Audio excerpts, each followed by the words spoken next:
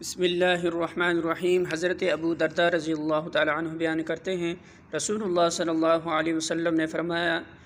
روز قیامت سب سے پہلے مجھے سجدہ کرنے کی اجازت دی جائے گی اور سب سے پہلے مجھے سجدہ سے سر اٹھانے کی اجازت دی جائے گی۔ پس میں اپنے سامنے دیکھوں گا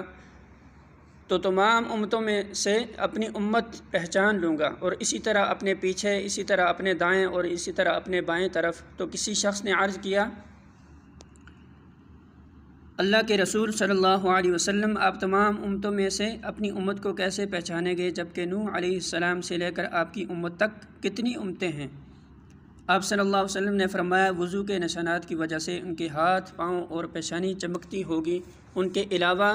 کوئی اور ایسا نہیں ہوگا، اور میں انہیں اس لیے بھی پہچان لوں گا کہ انہیں ان کا نامہ اعمال دائیں ہاتھ میں دیا جائے گا،